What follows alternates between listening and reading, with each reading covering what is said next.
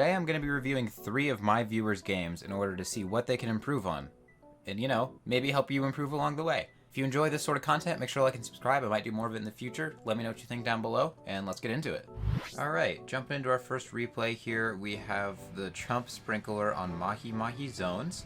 I'm just going to go over what I see in the match, what I noticed out of the playstyle. First off, coming in, ooh, pretty frontline aggressive team they're facing against, especially for a team that has Leader, Dynamo, and Stringer. This is going to be already an interesting comp.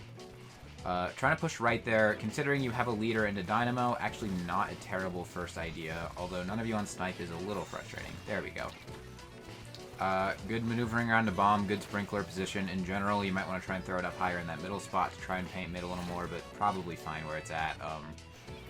Just kind of throwing that sprinkler out there. Again, maybe think about positioning a little better, especially on this sort of weapon.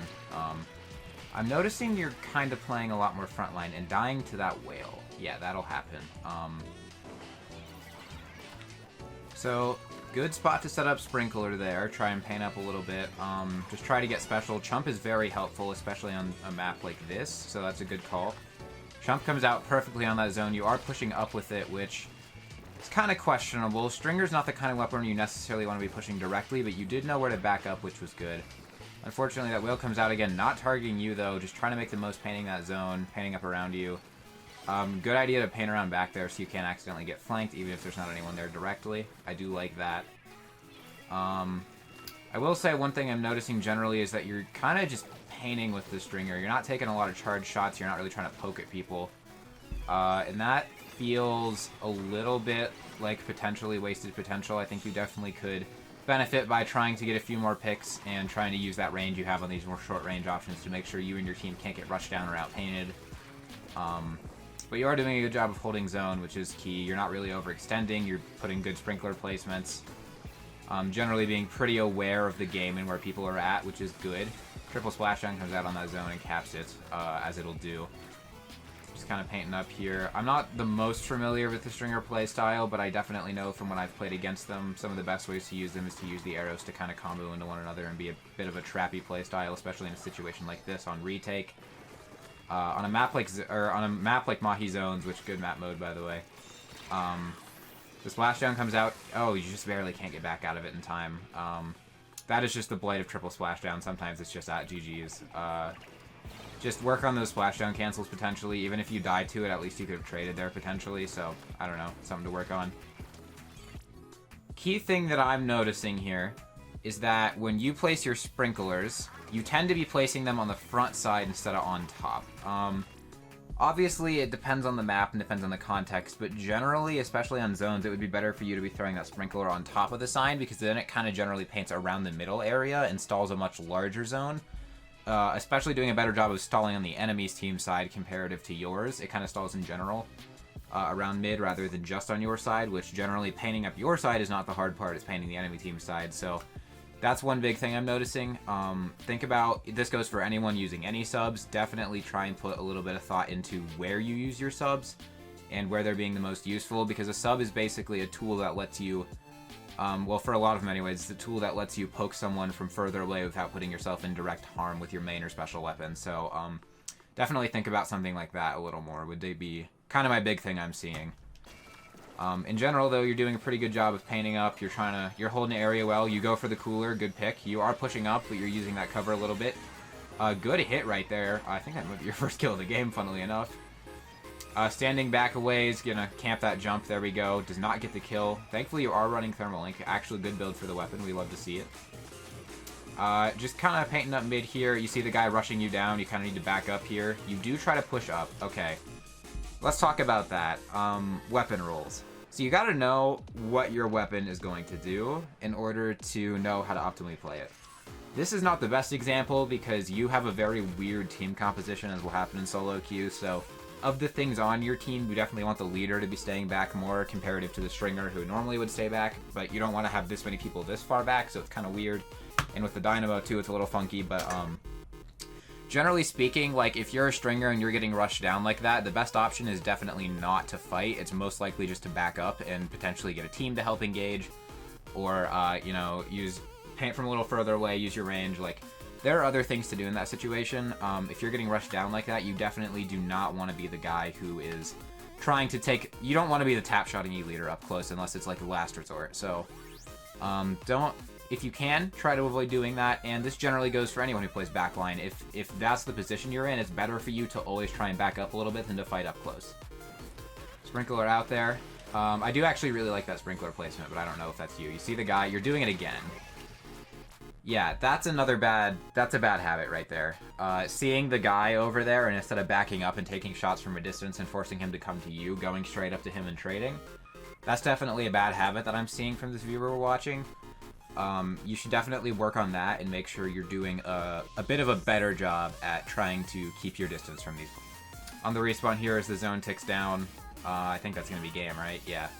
So, for our first replay here, that was that. Overall, I would say that was pretty good. Just watch your sub usage a little bit. Try and be a little bit smarter with it. Get a little bit better at Sprinkler, and potentially use it to paint your feet up a little more. There were a few situations, like with that triple splashdown, where I think if you had used Sprinkler at your feet, you could have possibly survived and gotten away a little bit. But overall, that was a pretty good game. I would say if you're playing like that pretty consistently, you're going to be doing pretty good next rank.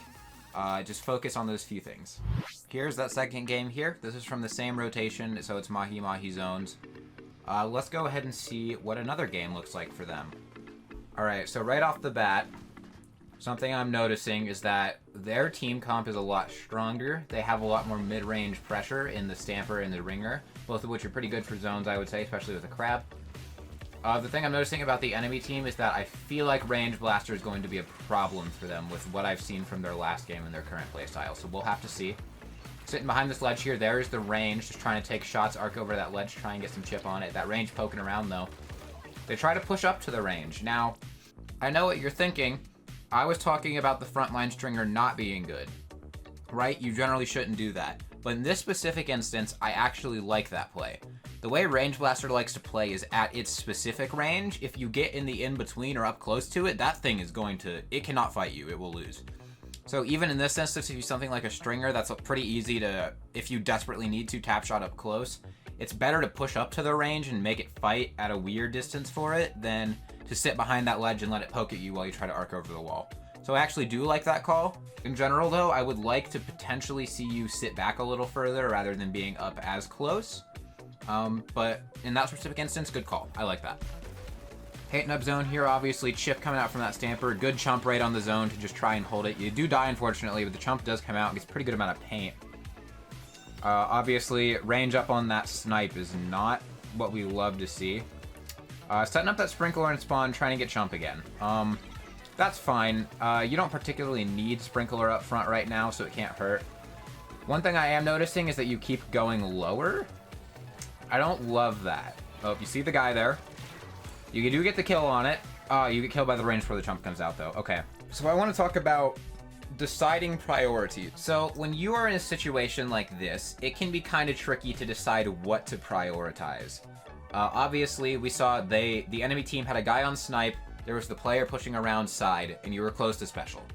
In this instance, how do you decide what to prioritize? The other thing to mention is that at this point in time, your team was 3 down. You were the only person left alive.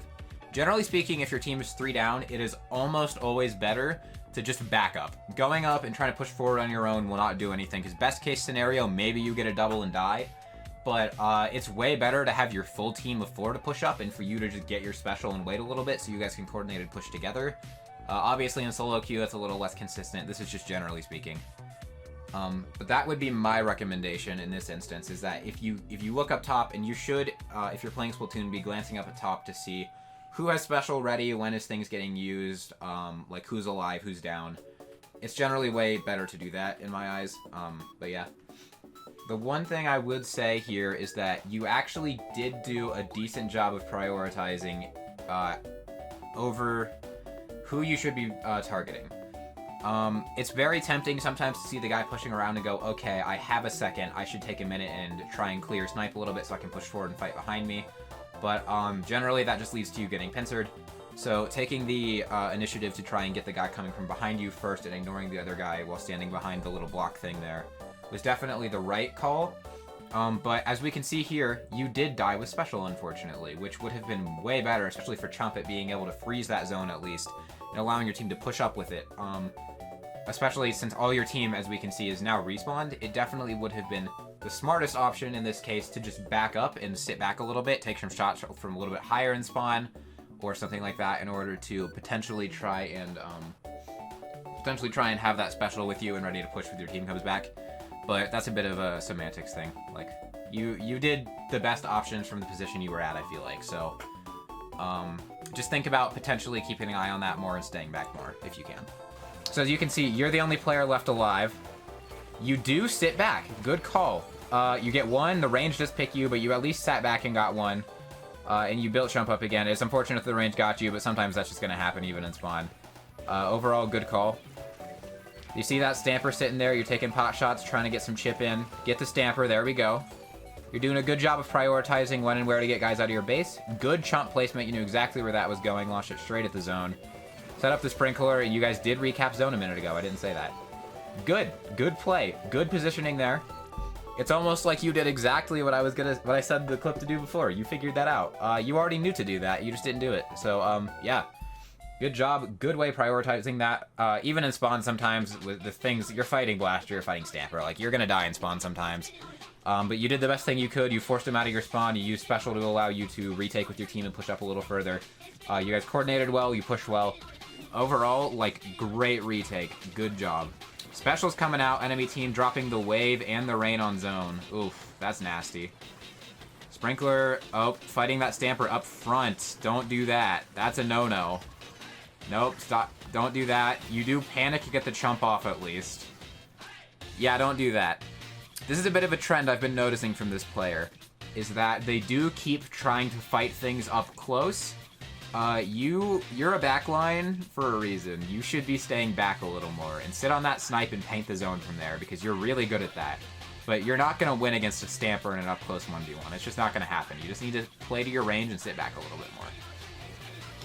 Respawn here. Your team's crabbing on zone. You do take a minute to set up a sprinkler to farm for chump a little more. That's fine. So you push up here, kind of painting around a little bit. Good call. No reason not to. You don't have a whole lot else going on. You see the guy over there. He sets up wave. But he's kind of stuck in this corner. There's no reason for you to leave snipe right now to go push him. Your team sees him. They've got him in the corner. The enemy team, their crab is out right now too. Or is that the expo shots? I can't tell. I think it's crab. But, yeah, you should definitely just be sitting on snipe right now. Either you or the GooTuber, or both of you, to be honest. And neither of you is really doing it, which is a problem I'm definitely noticing. You do get the pick, though. So, you know what? I gotta respect it. The zip's out. The guy's on you. You're doing the thing again. You're up close. I don't really need to say it again. Play to your range. Play to your weapon's range effectively. You know, you're not a Splatoon-matic. You can sit back and fight that guy a little bit, and he can't really reach you unless he feels the need to burn his crab, in which case you shred anyways. But, yeah. Sprinkler up, obviously. You guys are... You were 2 down. You're back up to 3. But, yeah, that drop's unnecessary. I guess this is the other big thing I'm noticing, is that you tend to want to drop off ledge a little bit. And I know it's tempting because it's like, oh, I can drop and I can get a bit of a better angle, I can reach him a little better, but it will almost always be better for you to just sit on that ledge and poke things from a little further away.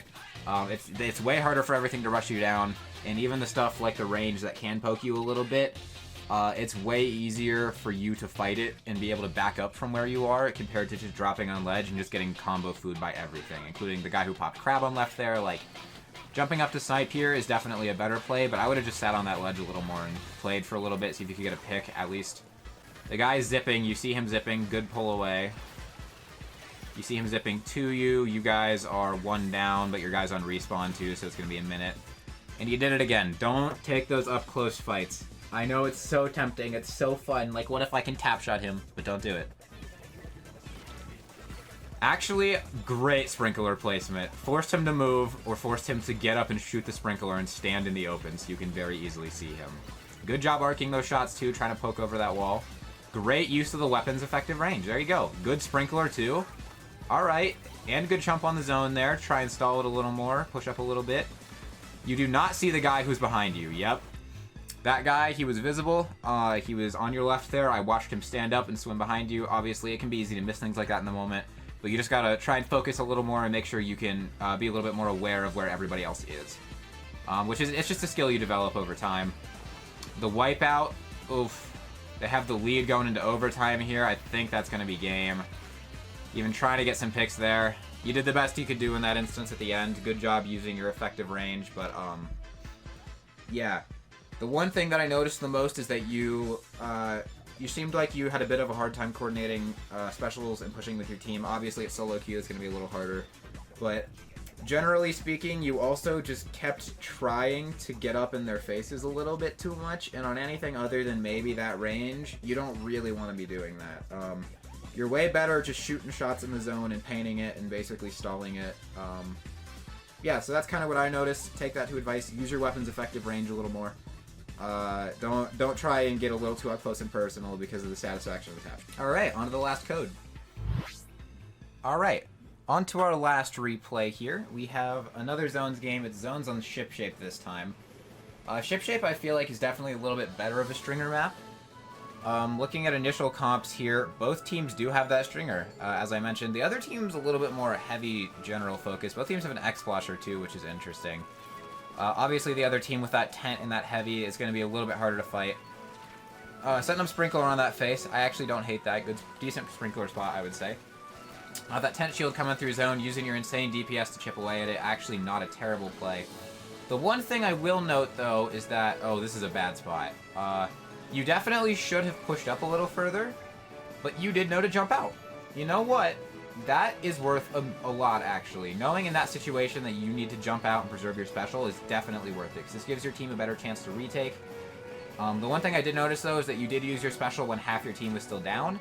Generally, that is not the brightest play, because, you know, you want to be able to use your special in a way that your whole team can benefit from it together collectively and allow you guys to retake space. Especially with something like Chump, that is definitely very much so a team-focused special, especially on a weapon like this, comparative to just being a solo special. So waiting for your two front lines in that, the splash and the undercover there to respawn and be able to push up with the Chump definitely would have been a bit of a better play. But generally, this is already a pretty tricky matchup. That heavy is going to be a little bit frustrating to fight. The tent, obviously, is just a menace on this mode. You see the tent with the vac. You could have definitely taken a back shot on it there and gotten a pick, but alright, it's okay. Guys pushing up with it, trying to take some shots. You're arcing over the wall there, trying to get some hits. Oof, and the other stringer does pick you, unfortunately. That's not great.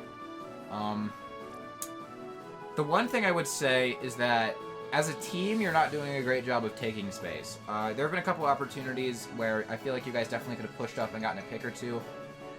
Or used your specials a little better in order to regain some of that space to get back to mid there, so you guys can stop fighting up on your plats there.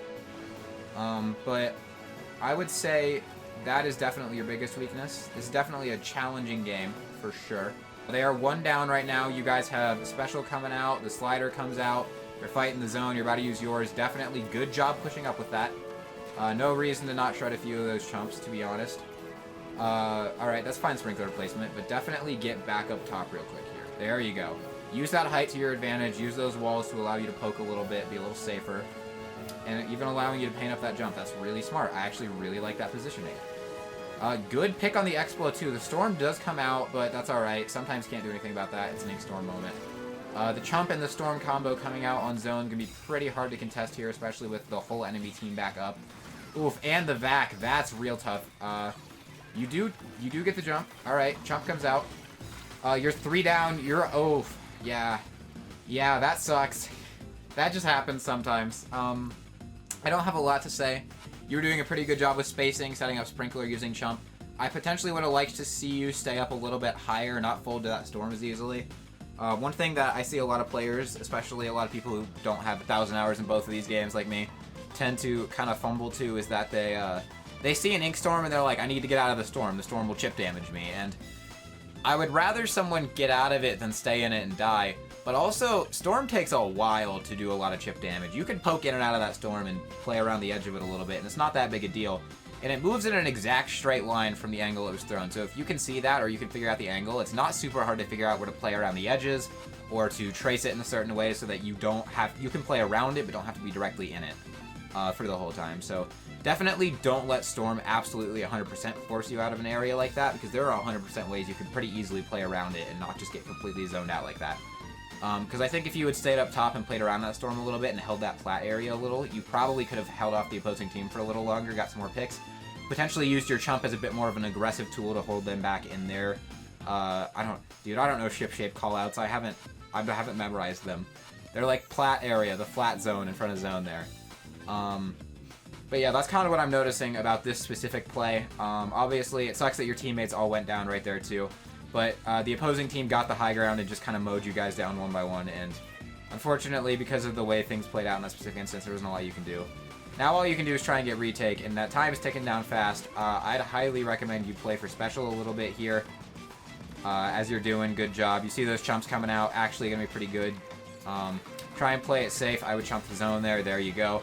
Try and do a bit of the last Hail Mary stall here. Good job. You did cap it. Hey, you capped it. You got the stall. That stringer, unfortunately, playing frontline too. You knew to back up. Good call.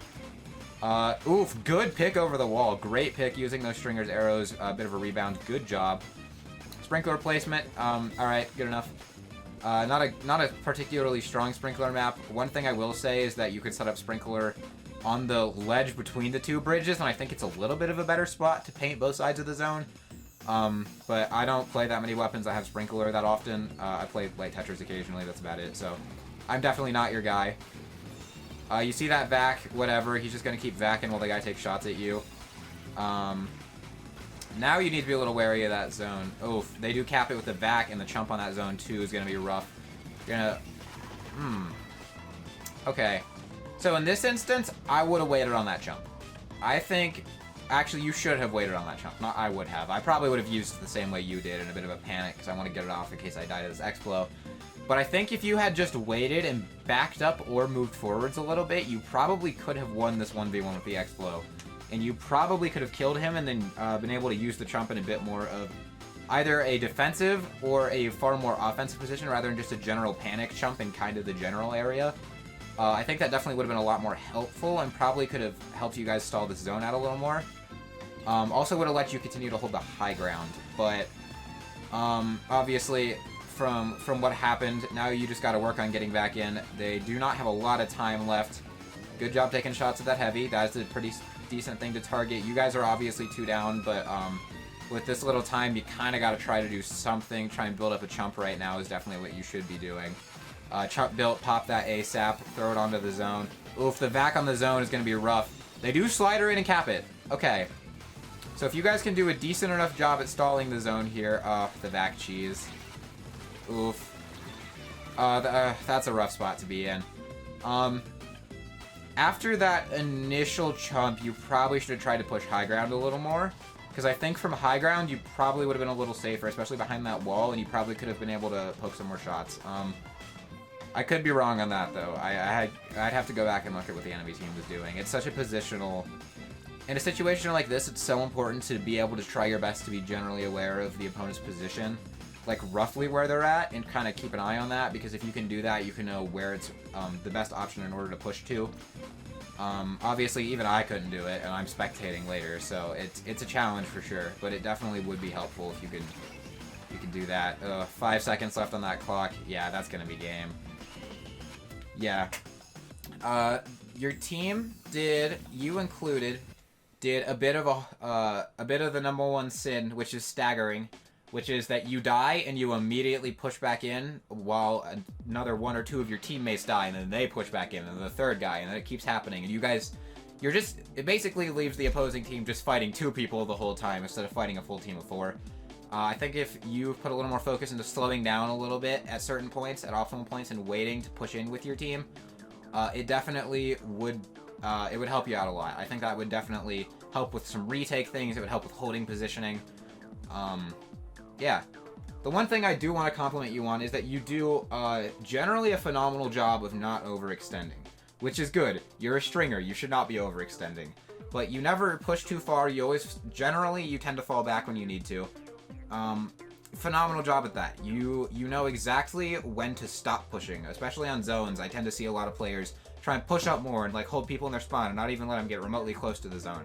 Generally, that's not a good idea, because if you push up that far, it's way harder to have your own paint, you tend to die a lot more, and it makes it a lot easier to retake when it's a 3v4 versus a 4v4, so Let me know if you guys like this style of video. It's definitely something a little bit different than what I normally do. But I thought it'd be interesting. Shoutouts to Maki for letting me review your footage. And if any of you guys have any VODs you want me to review, feel free, let me know in the comments down below, or message me on Twitter and shoot me with some DM codes, and I will potentially review yours. Thanks for watching. Let me know what you guys thought about this style of video, I guess, in the description. And have a good one.